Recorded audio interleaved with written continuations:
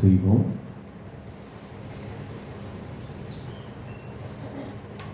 கர்த்தரை துதியுங்கள், அவர் நல்லவர், அவர் கிருபை என்றும் உள்ளது. அன்பின் பரலோக பிதாவே, இந்த மனமகிழ்ச்சியான இந்த காலை வேளைகள் தேவனுக்கு நன்றி செலுத்துகிறோம். இந்த புதிய நாளை காணும்படி ஆண்டவர் எங்களுக்கு கிருபை செய்ததற்காக உங்களுக்கு நாங்கள் கோடி நன்றி செலுத்துகிறோம். கடந்த நாளெல்லாம் எங்களை காத்து வந்து இந்த புதிய நாளுக்குள்ளே எங்களை நடத்தி வந்திருக்க கிருபைக்காய் தேவனுக்கு ஸ்தோத்திரம். இந்த புதிய நாளின் நன்மைகளினாலும் கிருபைகளினாலும் எங்கள் ஒவ்வொருவரையும் நிரப்புவீராக. அப்படி வசனத்தை தியானிக்கையிலே எங்களோடு கூட இடைபெடும் பேசும் மகிமை உண்டாகட்டும். இயேசுவின் நாமத்தில் ஜெபிக்கிறோம் நல்ல பிதாவே, ஆமென். ஆராதனை காரணமாக நாம் யாவரும் எழுந்து நின்று கீதங்களும் கீர்த்தனைகளும் 460வது பாடலை பாடுவோம். தேவா இரக்கம் இல்லையும். கீதங்களும் கீர்த்தனைகளும் 469வது பாடலை நாம் பாடணும்.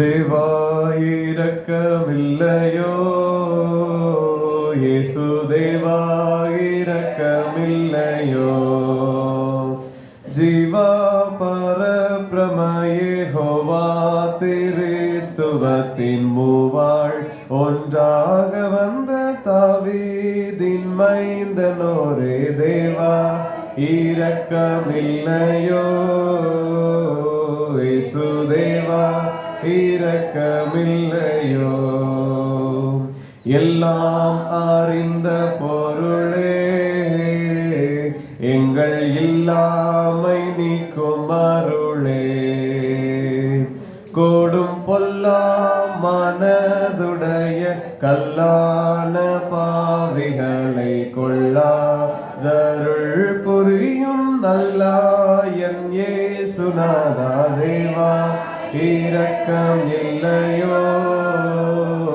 இயேசு தேவா இரக்கமில்லையோ, எங்கும் நிறைந்த ஜோதியே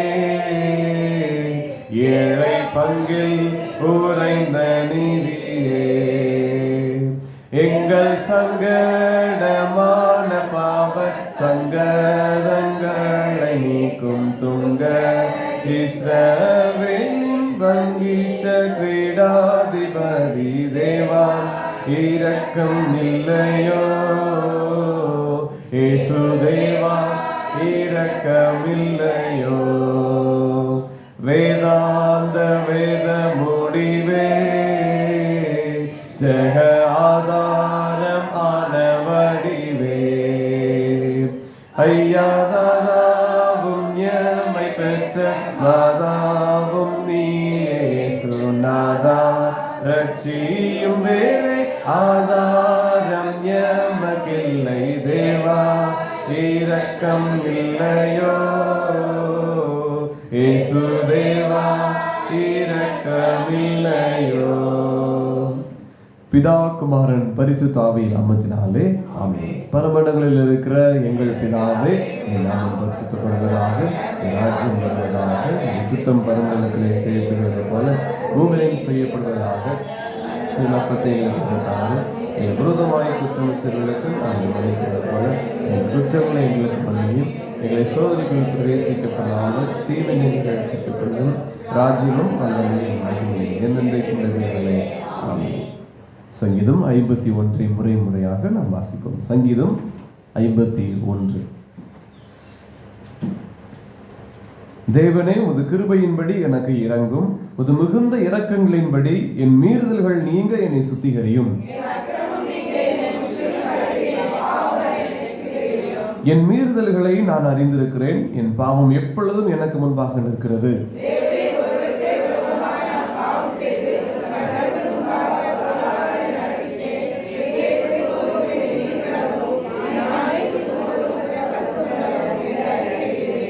இதோ நான் துர்க்குணத்தில் உருவானேன், என் தாய் என்னை பாவத்தில் கற்பந்தரித்தாள்.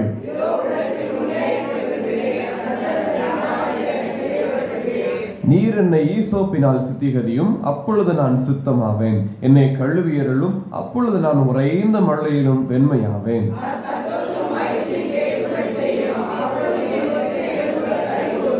என் பாவங்களை பாராதபடிக்கு நீர் உமது முகத்தை மறைத்து என் அக்கிரமங்களை எல்லாம் நீக்கியருளும்.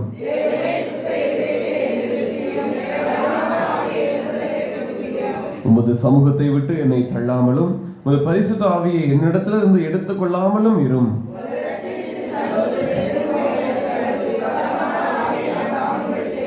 அப்பொழுது பாதகருக்கு உமது வழிகளை உபதேசிப்பேன், பாவிகள் உம்மிடத்தில் மனம் திரும்புவார்கள்.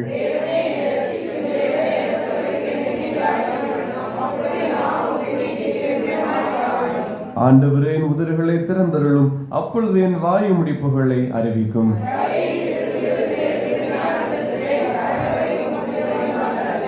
தேவனுக்கு இருக்கும் பலிகள் நொறுங்குண்ட ஆவிதான்.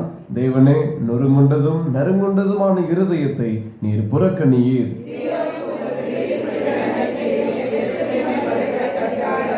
சேர்ந்து வாசிப்போம். அப்பொழுது தகன பலியும் சர்வாங்க தகன பலியும் ஆகிய நீதியின் பலிகளில் பிரியப்படுவீர். அப்பொழுது உமது பீடத்தின் மேல் காளைகளை பலியிடுவார்கள். பிதாவுக்கும் குமாரனுக்கும் பரிசுத்த ஆவிக்கும் மகிமை உண்டாவதாக.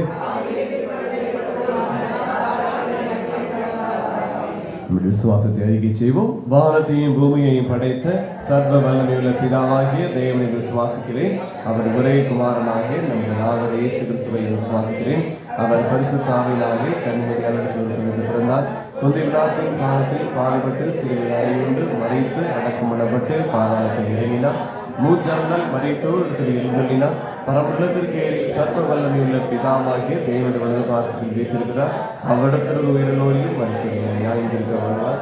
பரிசுத்த ஆவியை விசுவாசிக்கிறேன். பொதுவாக பரிசுத்த சபையும் பரிசுத்தவான்களாய் பாவம் மன்னிப்பும் சரீரம் உயிர்த்தலும் நித்திய ஜீவன் உணர்ந்து விசுவாசிக்கிறேன். ஆமென். தயவுசெய்து உட்காருங்கள்.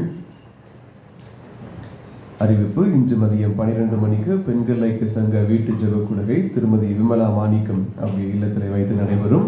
பெண்கள் அனைவரும் தவறாத இந்த ஜெபக்கூடுகையில் கலந்து கொள்ளும்படி உங்களை அன்போடு கூட நினைவுபடுத்துகிறோம்.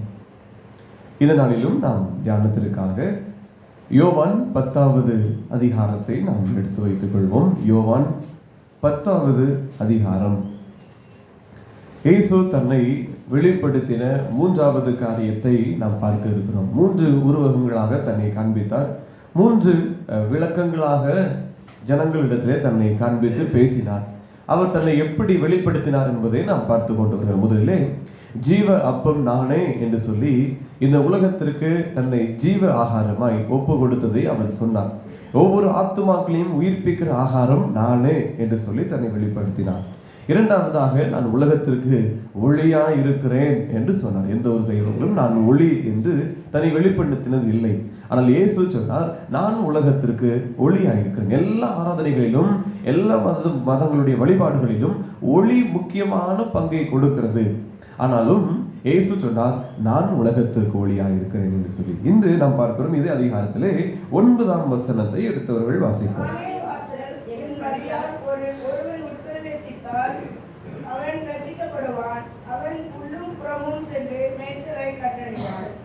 இயேசு சொன்னார், நானே வாசல், நானே வாசல் என்று இயேசு சொல்கிறார். 7ஆம் வசனத்திலேயும் அதே காரியத்தை பார்க்கிறோம். நானே வாசல் என்று மெய்யாகவே மெய்யாகவே உங்களுக்கு சொல்லுகிறேன் என்று இயேசு தம்முடைய சீஷர்களிடத்திலே பேசுகிறார். ஆகவே இவர் சொல்லுகிற பொழுது இதனுடைய மறைபொருட்கள் என்ன என்று சொன்னால், ஒரு தொழுவத்திற்கான காரியத்தை அவர் சுட்டி காட்டி தொழுவத்திற்கு வாசல் நானே என்று சொல்கிறார். அதிலே பார்க்கலாம், நானே ஆடுகளுக்கு வாசல் என்று மெய்யாகவே மெய்யாகவே உங்களுக்கு சொல்கிறேன். 7ஆம் வசனத்திலே அவர் முதலிலே சொல்கிறார், ஆடுகளுக்கு நானே வாசல். ஆடுகள் தொழுவத்தில் தங்குபவை. ஆடுகளுக்கு நாம் பார்த்திருக்கலாம், அது கற்களை வைத்து ஒரு வடிவத்திலே அவர்கள் அந்த தொழுவத்தை அமைப்பார்கள். ஆனால் எல்லா பக்கமும் கல்லாலே அடைக்கப்பட்டிருக்கும் அல்லது இந்த வேலியினாலே அடைக்கப்பட்டிருக்கும். ஒரே ஒரு வழி மாத்திரம்தான் இருக்கும். அது ஒரு பகுதியில் வைத்திருக்கக்கூடும்.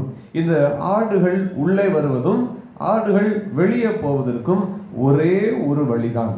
இந்த மேய்ப்பன் மேய்ச்சலுக்கு ஆடுகளை கூட்டி சென்று விட்டு கடைசியாக இந்த வாசலில் வந்து நிற்பான்.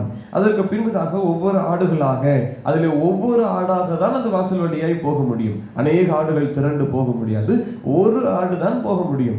ஒன்றொன்றாக அவன் உள்ளே அனுப்பி தன்னுடைய மந்தையில் எல்லா ஆடுகளும் வந்து விட்டதா என்று பார்த்து விட்டு மந்தை எல்லா ஆடும் தொழுவத்திற்குள் வந்த பிறகு இந்த மேய்ப்பனானவன் இந்த வாசலிலே அவன் படுத்துக் கொள்வான். எல்லா பக்கமும் சுவர் இருக்கும். கடைசியில் இந்த வழி இருக்கக்கூடிய இந்த பகுதியிலே இந்த மேய்ப்பன் அதிலே படுத்துக் கொள்வார். அவர்தான் வாசல். அந்த இடத்துல படுத்துக் கொள்வார். தன்னை ஒருவேளை உள்ளே இருக்கிறது வெளியே போக வேண்டுமானால் இவரை மிதித்து இவரை தாண்டி தான் போக வேண்டும். இவரை தாண்டாமல் இவர் அல்லாது வேறு வழி கிடையாது. ஒரே வழிதான். அந்த ஒரே வழியில இந்த மெய்ப்பெண் இருப்பார். மெய்ப்பெண் தான் அந்த வாசல். அவர் தன்னை ஜீவனையே கொடுத்து அந்த இடத்துல இருக்கிறார். ஒருவேளை வெளியில் இருக்கிற மிருகங்கள் உள்ளே வருமானால் இவரை அழித்தால் தான் உள்ளே போக முடியும். ஆகவே அவர் தன் ஜீவனையே பணயம் வைத்து அந்த வாசலிலே அவர் இருப்பார். அவர்தான் அந்த மெய்யான வாசல். இயேசு சொல்கிறார், ஆடுகளுக்கு நானே வாசல், ஆடுகளுக்கு நானே வாசல் என்று சொல்லி. இங்கே ஆடுகள் யாரை குறிக்கிறது என்றால் கிறிஸ்தவ ஜனங்களை அல்ல, சபைகளை குறிக்கிறதாகவும் இங்கு காணப்படவில்லை. மாறாக இஸ்ரவேல் ஜனங்களை இந்த ஆடுகள் குறிக்கிறது. தொழுவத்தில் இருக்கிற ஆடுகள் யாரை குறிக்கிறது? இஸ்ரவேல் ஜனங்களை குறிக்கிறது. ஆகவே இது தொழுவத்தில் அல்லாத வேறு ஆடுகளும் ஒன்று என்று இயேசு சொல்லுகிறார். இஸ்ரவேல் ஜனங்கள் அல்லாத மற்ற புறஜாதி ஜனங்கள் ஏராளம் உண்டு. தொழுவத்தில் இல்லாத ஆடுகள் ஏராளம் உண்டு. அவைகளும் தொழுவத்தில் சேர்க்கப்பட வேண்டும். அதுதான் இயேசுனுடைய விருப்பமாக இருக்கிறது. ஆகவே இந்த ஆடு வெளியே போக வேண்டுமானால் இந்த மெய்ப்பனை தாண்டி மெய்ப்பன் வழியாய் தான் போக வேண்டும் வெளியே. ஏன்னால் மெய்ப்பன் தான் அந்த வாசலில படுத்திருப்பார். அது ஒரு வழிதான் மந்தைக்கு வாசல், தொழுவத்திற்கு வாசல், வேறு வழியே கிடையாது. இவர் வழியாய் தான் உள்ள இருக்கிற ஆடு வெளியே போக முடியும், வெளியே இருக்கிற ஆடு உள்ளே வர முடியும். 8ஆம் வசனத்திலே 9ஆம் வசனத்திலே பார்க்கிறோம், என் வழியாய் ஒருவன் உட்பிரவேசித்தால் அவன் ரட்சிக்கப்படுவான். அவன் உள்ளும் புறமும் சென்று, உள்ளும் புறமும் என்று சொன்னால் புறத்தில் இருக்கிற புறஜாதியார் இயேசுவின் வழியாய் அவர்கள் தேவனுடைய ஜனமாய் இஸ்ரவேலராய் மாறுகிறார்கள். இந்த உள்ளே இருக்கிற ரட்சிக்கப்படாத இஸ்ரவேலர்கள் அவர் மூலமாய் வெளியே வருகிற பொழுது, அவர் மூலமாய் பிரவேசிக்கிற பொழுது அவர்கள் ஒருவேளை ரட்சிக்கப்பட்ட ஜனங்களாய் மாறுகிறார்கள். இயேசு சொல்லுகிறார், பரலோகத்திற்கு வாசல் நானே, என்னை தவிர வேறு ஒருவரும் இல்லை, என்னை தவிர பிதாவினிடத்தில் ஒருவனும் வர முடியாது என்று இயேசு தெளிவாய் சொல்லி இருக்கிறார். அவரே வாசல். அவரை ஏற்றுக்கொள்கிறவன், அவர் மூலமாய்தான் அவரை விசுவாசிக்கிறவனுக்கு பாவங்கள் மன்னிக்கப்பட்டு அவன் ரட்சிக்கப்படுகிறான். இதான் வாசல் சொல்கிறான். வாசல், என் வழியாய் ஒருவன் உட்பிரவேசித்தால் அவன் ரட்சிக்கப்படுவான். பாவத்தில் இருந்து கொண்டிருந்தாலும் இயேசுவின் பிரகாரங்களுக்கு வருகிற பொழுது, இயேசு என்கிற வாசலுக்கு வழியாய் வருகிற பொழுது நாம் ரட்சிக்கப்படுவோம். அங்கே முதலில் பார்க்கிறபடி, நான் ஆடுகளுக்கு வாசல் என்று மெய்யாகவே சொல்லுகிறேன். எனக்கு முன்னே வந்தவர்கள் எல்லாரும் கள்ளரும் கொள்ளைக்காரருமாய் இருக்கிறார்கள். ஆடுகள் அவர்களுக்கு செவி கொடுக்கவில்லை. அநேகர் தீர்க்கதரிசிகளும் அநேக சுவிசேஷகர்களும் இந்த உலகத்தில் வந்து ஊழியம் செய்து நானே வாசல் என்று அவர்களும் சொல்லி என் மூலமாயும் நீங்கள் தேவராஜ்யத்திற்கு போகலாம் என்கிற அநேக வார்த்தைகளும் பிரசங்கிக்கப்பட்டது. என்னுடைய வார்த்தைகளை கேட்கிறவர்கள் நீங்கள் பிதாவினிடத்திற்கு போகலாம் என்கிற காரியங்களும் சொல்லப்பட்டது. ஆனால் இயேசு சொல்லுகிறார், நானே வாசல். நான் வாசல் என்று சொல்லவில்லை, இங்கு நானே வாசல் என்று சொல்லுகிறார். ஒரே ஒரு வாசல், வேறு வழியே இல்லை என்பதை இயேசு இங்கே சொல்லுகிறார். அவர் மாத்திரம்தான் வாசல், ஒரே ஒரு வாசல் என்று.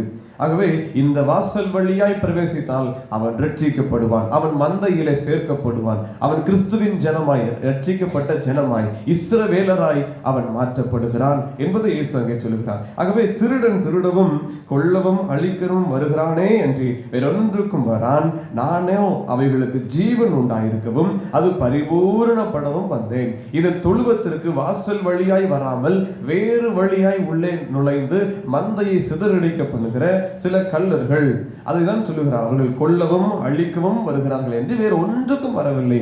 ஆனால் நான் எதற்கு வந்தேன் என்றால் அவைகளுக்கு ஜீவன் உண்டாயிருக்கவும் அது பரிபூரணப்படவும் வந்தேன். இந்த பரலோக ராஜ்யத்தின் நித்திய ஜீவன் இவைகளுக்கு மந்தைகளுக்கு உண்டாயிருக்கவும் அது பரிபூரணப்படுவதும் நான் வந்தேன் என்று இயேசு சொல்லுகிறதை பார்க்கலாம். யோவான் 14ஆம் அதிகாரத்தின் 6வது வசனத்தின் பின்பகுதி.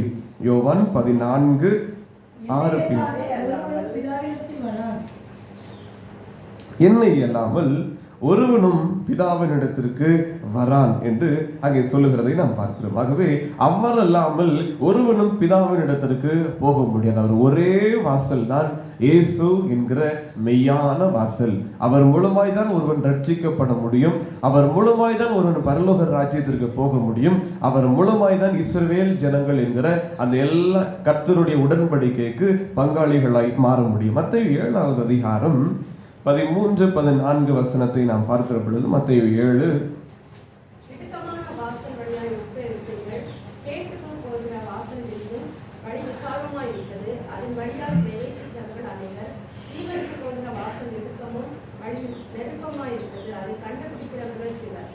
இடுக்கமான வாசல் வழியாய் உட்பிரவேசியுங்கள், கேட்டுக்கு போகிற வாசல் விரிவும் வழி விசாலமுமாய் இருக்கிறது என்று ஒரு சொல்லுகிறார். அதன் வழியாய் பிரவேசிக்கிறவர்கள் அநேகர். இந்த இடுக்கனுக்கு போகிற விசாலமான பாதைக்குள்ளே போகிறவர்கள் அநேகராய் இருக்கிறார்கள். ஆனால் ஜீவனுக்கு போகிற வாசல் அது இடுக்கமான வாசலாய் இருக்கிறது. இது இடுக்கமும் வழி நெருக்கமுமாய் இருக்கிறது. அதை கண்டுபிடிக்கிறவர்களோ சிலர். இப்ப இந்த ஆலயத்தை எடுத்துக்கொண்டால் அது பிரதான வாசல். அந்த பிரதான வாசலை தவிர்த்தால் இவ்வளவு பகுதி நமக்கு இருக்கிறது. ஒருவேளை இங்கு நாம் வாசல் வைத்திருக்கிறோம், இதை விட்டுவிட்டால் இவ்வளவு இடங்கள் இருக்கிறது. அந்த ஒரே ஒரு வாசல் தான் இருக்கிறது. ஆகவே ஒருவன் இந்த பகுதியிலே வாசலை தேடுகிறாய் என்றால் அவன் கண்டுகொள்ள முடியாது. இந்த பகுதியில வாசலை தேடினால் அவன் கண்டுபிடிக்க மாட்டான். இந்த பகுதியிலும் தேடினால் கண்டுபிடிக்க மாட்டான். கிட்டத்தட்ட ஒரு பகுதியிலே 3 பங்கு இடத்துல தேடுகிறவன் வாசலை கண்டறிய மாட்டான். எவன் ஒருவன் அந்த பகுதியில வாசலை தேடுகிறானோ அவனால் மாத்திரமே கண்டுபிடிக்க முடியும். தொழுவத்திற்கு ஒரே வாசல் தான் இருக்கிறது. ஆடுகள் மற்ற எல்லா இடங்களும் சுத்தினாலும் அதற்கு வழியே கிடையாது. அங்கே கண்டுபிடிக்க முடியாது. ஒரே வாசல் இங்கே தான் இருக்கிறது. அது இயேசு என்கிற வாசல் தான். ஆகவே சொல்லுகிறார், அது வழி ஒடுக்கம். முதலிலே நான் சொன்னேன், விசாலமான வழி அல்ல. ஒரு ஆடு மாத்திரம் பிரவேசிக்கிற அது ஒரு சிறிய ஒடுக்கமான வழி. ஒரு ஆடு மாத்திரம் தான் போக முடியும். அந்த மேய்ப்பன் அந்த ஆடை கவனித்து தன்னுடைய ஆடை பார்த்து அவன் உள்ளே அனுப்புவான். ஆகவே அந்த இடுக்கமான வாசல் வழியாய் பிரவேசியுங்கள் என்று இயேசு சொல்லுகிறார். ஜீவனுக்கு போகிற வாசல், பரலோகத்திற்கு போகிற வாசல் இடுக்கமும் வழி நெருக்கமுமா இருக்கிறது. அது இடுக்கமான பாதை வழியாய் அநேக போராட்டங்களோடு கூட இருக்கிற வாழ்க்கை தான் அது. அந்த வாசல் அப்படிதான் இருக்கும். நெருக்கங்கள் அநேகம் வரும், சோர்வான வேலைகள் அநேகம் வரும்.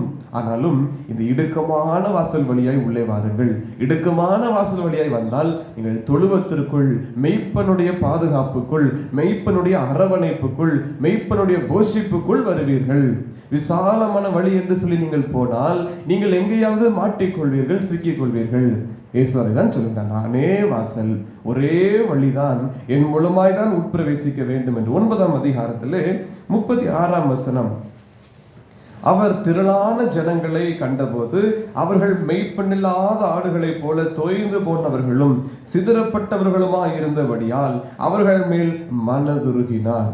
இயேசு மனதுருகினார். இங்கு வழி தெரியாதபடி, வாசலை கண்டடையாத அநேக ஆத்துமாக்கள் இருக்கிறபடினாலே அவர் அவர்கள் மீது மனம் உருகி தம்முடைய சீஷர்களிடத்தை சொல்லுகிறார், அறுப்பு மிகுதி, வேலை ஆட்களோ கொஞ்சம். ஆகவே இந்த வாசல் வழியாய், இந்த இயேசு என்கிற வாசல் வழியாய் இவர்களை கூட்டி சேர்க்க வேண்டும். மற்ற இடங்களில் சுற்றி கொண்டிருக்கிற ஆத்துமாக்களை இழுத்து வாசலுக்கு நேராய் திருப்பி கொண்டு வர வேண்டும். புறஜாதிகளாக இருக்கிற எல்லா பகுதிகளும் அந்த ஜனங்கள் இந்த இயேசு என்கிற வாசல் வழியாய் மட்டுமே பரலோகத்திற்குள் பிரவேசிக்க முடியும். ஆகவே நீங்கள் அழைத்து வாருங்கள் என்று சீஷர்களிடத்தில் அவர் சொல்லுகிறார். ரோமர் 1ஆவது அதிகாரம் 16ஆம் வசனம். ரோமர் 1:16. கிறிஸ்துவின் முன்பு யூதரிலும் பின்பு கிரேக்கரிலும் விசுவாசிக்கிறவன் எவனோ அவனுக்கு ரட்சிப்பு உண்டாவதற்கு அது தேவ பலனாயிருக்கிறது. இந்த கிறிஸ்துவின் சுவிசேஷத்தை குறித்து நான் வெட்கப்படேன். இன்னும் அதை எதை சொல்லுகிறார்? அவனு ரட்சிப்பு உண்டாவதற்கு இந்த சுவிசேஷம் தேவ பலனா இருக்கிறது. இந்த சுவிசேஷத்தை அறிவிப்பதற்காக தான் அங்கே மத்தேயு 9:36 அவர் சீஷர்களிடத்தில் சொல்லுகிறார், அறுப்பு மிகுதி, வேலையாட்களோ கொஞ்சம். இந்த மெய்ப்பெண் இல்லாத ஆடுகளுக்கு, இந்த வாசலை எங்க இருக்குது என்று தெரியாமல் இருக்கிற ஆடுகளுக்கு வழியை காண்பித்து கொடுக்க ஒருவர் வேண்டும். நீங்கள் புறப்பட்டு போங்கள், சுவிசேஷத்தை பிரசங்கியுங்கள், நானே வாசல் என்று சொல்லுங்கள். என் வழியாய்தான் ஒருவன் பரலோகத்திற்கு போக முடியும். என் வழியாய்தான் ஒருவன் ரட்சிப்புக்கப்பட வேண்டும். வேறு ரட்சிப்பு இல்லை, வேறு வழி இல்லை. ஒரே வழிதான், இயேசுதான். அதை சொல்லுங்கள் என்று அனுப்பப்படுகிறார்கள். சங்கீதம் 23 இந்த மெய்ப்பனுடைய காரியங்களை, வாசல் வழியாய் பிரவேசிக்கிறவனுடைய நன்மைகளை அந்த அதிகாரத்திலே நாம் பார்க்க முடிகிறது. ஆகவே இந்த வாசல் வழியாய் நாம் பிரவேசிக்க பிரயாசப்பட வேண்டும். அதை நாம் காண்பித்துக் கொடுக்க வேண்டும். யோவான் 14:6 அந்த பின்பகுதியில குறித்து பார்க்கிறோம். அவரே அல்லாமல், இயேசுவை அல்லாமல் ஒருவனும் பிதாவினிடத்தில் வர முடியாது. ஆகவே இயேசுதான் வாசல். அவர் மூலமாய் தான் ரட்சிப்பு உண்டு. அவர் மூலமாய் தான் இந்த உலக ஆசீர்வாதங்கள் உண்டு. அவர் மூலமாய் தான் பரலோக ராஜ்யம் நித்திய ஜீவனும் உண்டு. வேறு யாரும் நம்மை கொண்டு போக முடியாது, வேறு எந்த காரியங்களும் கொண்டு போக முடியாது. நம்ம சரீரத்தை போட்டு எவ்வளவு ஒடுக்கினாலும் எவ்வளவு பாடுபடுத்தினாலும் இயேசுவின் வழியாய்தான், அந்த வாசல் வழியாய்தான் தொழுவத்திற்குள் போய் ரட்சிக்கப்பட முடியும். இயேசு என்கிற வாசல் மூலமாய்தான் நாம் அங்கே மேய்ச்சலை கண்டடைய முடியும். எபேசியர் 2வது அதிகாரம் 18வது வசனத்தை எடுத்தவர்கள் வாசிக்கலாம். எபேசியர் 2:18.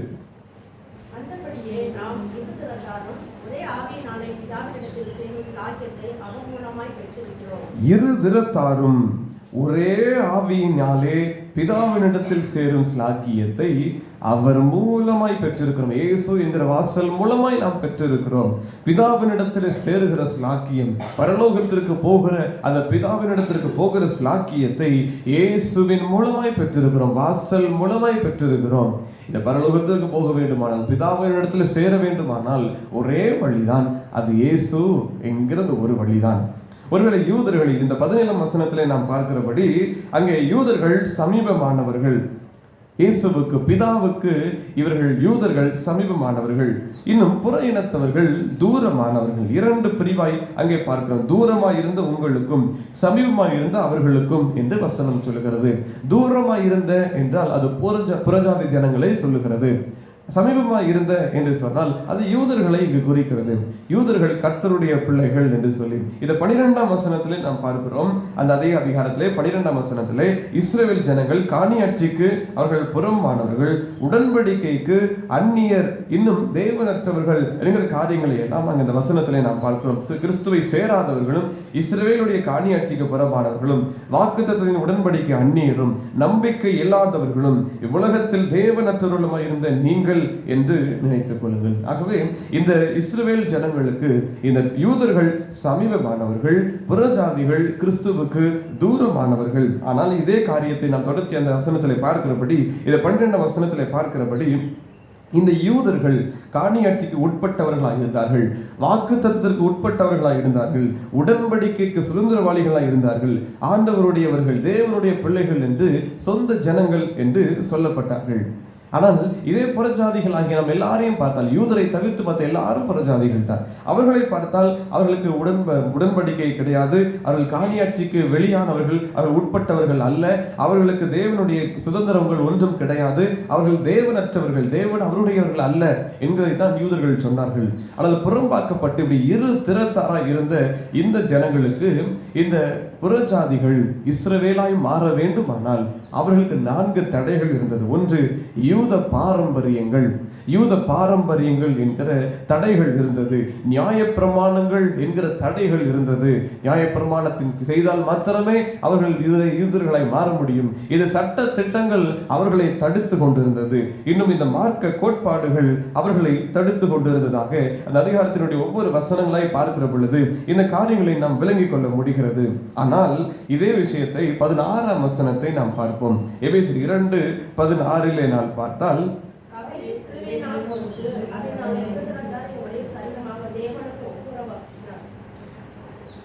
இந்த சிலுவை என்கிற இந்த மரணத்தினாலே சிலுவையில எல்லாவற்றையும் வெற்றி சிறந்து இரு திறத்தாரையும் அவர் ஒன்றாக்குகிறார். ஒருவேளை புறஜாதிகள் இஸ்ரவேல் ஜனங்கள் என்று சொல்லி 2 பிரிவாய் இருக்கிறவர்களை சிலுவையின் மூலமாய் இந்த பகையை சிலுவையாலே கொன்று அவர்களுக்கு ஒரே ஒரு வழியாய் மாறுகிறது இயேசு என்கிற ஒரே வழி. யூதர்களுக்கு ஒரு வழி, இவர்களுக்கு ஒரு வழி என்று அல்ல, இப்ப எல்லாரும் ஒன்றாய் மாறிவிட்டார்கள். புறஜாதிகள் இயேசுவை, இந்த மரித்த இயேசுவினுடைய வர்த்தக்கு வருகிற பொழுது, சிலுவையின் அலியில் வருகிற பொழுது அவர்களும் புதிய இஸ்ரவேலராய் அங்கே மாற்றப்படுகிறார்கள். 16ஆம் வசனத்தில் அதைதான் பார்க்கிறோம். அவர்கள் அந்த இருதரத்தாரையும் ஒன்றாக்கி தேவனுக்கு அவர்கள் ஒப்புரவாகிறார்கள், ஒரே நிலைமையிலே மாறுவார்கள், புதிய இஸ்ரவேலராய் இந்த புறஜாதி ஜனங்கள் மாற்றப்படுகிறார்கள். 15ஆம் வசனத்திலே பார்க்கிறோம், சட்ட திட்டங்கள், நியாயப்பிரமாணங்கள் இவைகள் எல்லாவற்றையும் அவர் ஒழித்து இருதரத்தாரையும் தமக்குள்ளாக ஒரே புதிய மனுஷனாக சிருஷ்டித்து இப்படி சமாதானம் பண்ணி என்று பார்க்கிறோம். சட்ட திட்டங்கள், நியாயப்பிரமாணங்கள், இந்த மார்க்க கோட்பாடுகள் இவைகள் எல்லாம் தடையா இருந்தது இந்த புறஜாதிய ஜனங்கள் இயேசுவினடை வருவதற்கு. ஆகவே சிலுவையிலே இது எல்லாவற்றையும் சட்ட திட்டங்களை அவர் உடை தெரிந்து அவர் ஒரே இருதரத்தாரை ஒரே ஜனங்களாய் மாற்றுகிறார். இந்த ஜனங்களுக்கு எல்லாரும் ஒன்றாய் மாறிவிட்டார்கள். இப்போ வாசல் ஒரே வாசல் தான், இயேசுவின் மூலமாய் தான் அங்கே போக முடியும். 18ஆம் வசனத்திலே பார்க்கிறோம், அந்தபடியே நாம் இருதரத்தாரும் ஒரே ஆவினாலே பிதாவினிடத்தில் சேரும் ஸ்லாக்கியத்தை இயேசு மூலமாய் பெற்றிருக்கிறோம். புறஜாதிகளுக்கு ஒரு சட்டம், அவர்கள் தேவனுடைய பிள்ளைகள் அல்ல, அவர்கள் வாக்குத்தத்தத்திற்கு உள்ளவர்கள் அல்ல, அவர்கள் காணியாட்சி அவர்களுக்கு கிடையாது, அவர்கள் தேவன் அல்ல, அப்படியெல்லாம் ஒதுக்கப்பட்டார்கள். யூதர்களுக்கு எல்லாம் கிடைத்தது, அவர்கள் தேவன் உள்ளவர்கள், வாக்குத்தத்தம் உள்ளவர்கள், அவர்களுக்கு தான் உடன்படிக்கை இருந்தது, அவர்களுக்கு தான் எல்லா காணியாட்சியும் கொடுக்கப்பட்டது என்று. ஆனால் இந்த பிரிவினையை சிலுவையின் மரணத்தினாலே அவர் இருதரத்தாரையும் ஒன்றாக்கி இப்போ ஒரே ஒரு வழியாயிட்டு அவர் மூலமாய் பிதாவினிடத்திற்கு போகிற ஸ்லாக்கியம், இயேசு மூலமாய் பிதாவினிடத்திற்கு போகிற ஸ்லாக்கியத்தை நாம் பெற்றுக்கொள்கிறோம். ஆகவே சிலுவை அண்டை வருகிற பொழுது ரோமர் 6வது அதிகாரம் 22ஆம் வசனம், ரோமர் 6:22. இப்பொழுது நீங்கள் பாவத்தினின்று விடுதலையாக்கப்பட்டு தேவனுக்கு அடிமைகளானால் பரிசுத்தமாக்குதல் உங்களுக்கு கிடைக்கும் பலன், முடிவோ நித்திய ஜீவன். பாவத்தினின்று விடுதலையாக்கப்பட்டு தேவனுக்கு அடிமைகள் ஆனதினால் பரிசுத்தமாகுதல் உங்களுக்கு கிடைக்கும் பலன். இந்த பாவத்திலிருந்து இயேசுவின் இரத்தத்தினாலே நாம் விடுதலையாக்கப்பட்டதினாலே இப்போ பிதாவினிடத்துக்கு சேருகிற பாக்கியத்தை நாம் பெற்றுக்கொள்கிறோம். அந்த 18ஆம் வசனத்தை எபேசியர் 2:18 பார்க்கிறோம். பிதாவினிடத்தில் சேரும் ஸ்லாக்கியத்தை அவர் மூலமாய், இயேசு மூலமாய் பெற்றிருக்கிறோம். அவருடைய பாவத்தை கழுவி நம்மை ரட்சிக்கிறார். அந்த வாசலுக்குள் பிரவேசிக்கிறவன் ரட்சிக்கப்படுகிறான், மெய்யான ரட்சிப்பை கண்டுகொள்கிறான். யோவான் 10:7 அதை 9ஆம் வசனத்திலே அதை தான் பார்க்கிறோம். என் வழியாய் ஒருவன் உட்பிரவேசித்தால் அவன் ரட்சிக்கப்படுவான். இயேசுவின் வழியாய் உட்பிரவேசித்தால் ரட்சிக்கப்படுவான்.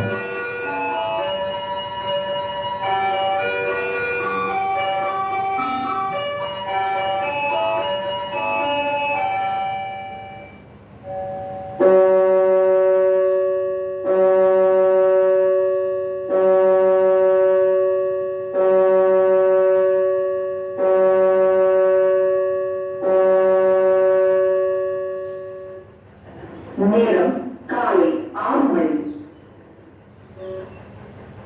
நீ பயப்படாதே, நான் உனக்கு கேடகம், உனக்கு மகா பெரிய பலனாய் இருக்கிறேன்.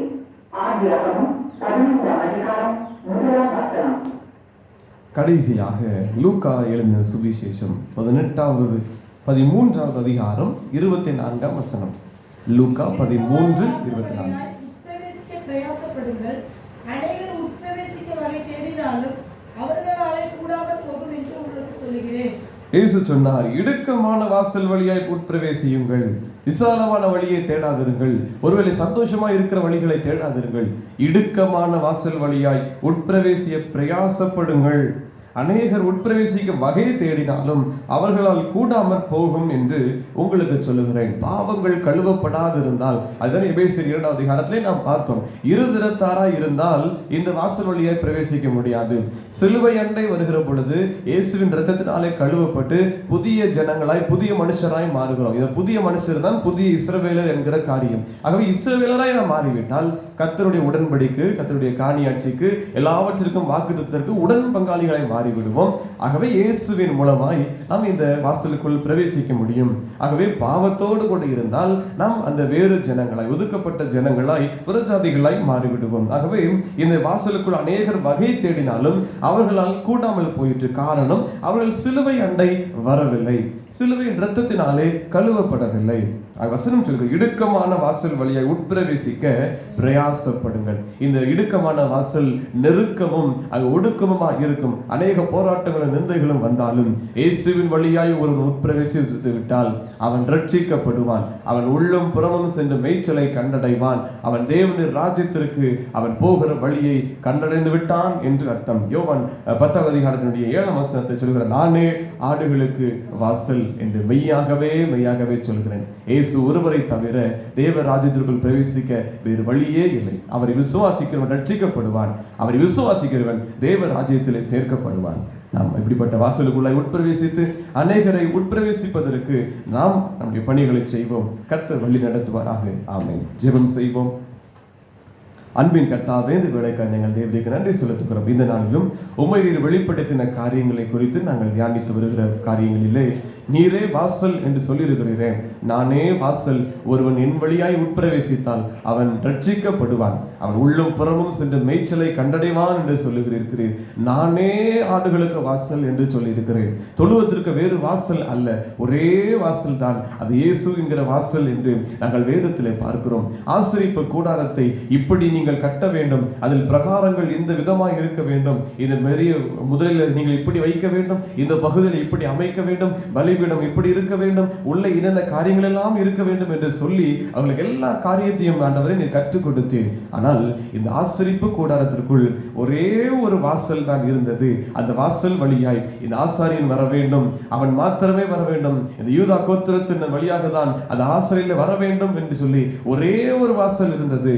ஆண்டவரே, பிரதான ஆசாரியன் ஆகிய இயேசு என்கிற அந்த ஒரே வாசல் வழியாக தான் இந்த பரலோக ராஜ்யத்திற்குள் பிரவேசிக்க முடியும் என்பதை நாங்கள் திட்டமாய் நாங்கள் பார்க்கிறோம். நோவாவின் இடத்திலே ஒரு மிகப்பெரிய பேழையை கட்ட சொன்னீர், இந்த அளவிலே நீ கட்ட வேண்டும், இத்தனை தட்டுகளை கொடுக்க வேண்டும், இப்படி எல்லாம் நீ செய்ய வேண்டும் எல்லா மிருகங்களுக்கும் என்று சொல்லி எல்லாம் வழி நடத்தின தேவன். ஆனால் ஒரே ஒரு வாசலை அதற்கு வைத்து எத்தனையோ மிருகங்கள் உள்ளே சேர்க்கப்பட்டன, ஆனால் ஒரே ஒரு வாசல், ஒரு இடுக்கமான வாசல் மாத்திரமே கொடுக்கப்பட்டது போல ஆண்டவரே, இந்த தொழுவத்திற்கு பரலோக ராஜ்யத்திற்கு ஒரே ஒரு வாசல், அது இயேசு என்கிற ஒரே ஒரு வாசல் தான்.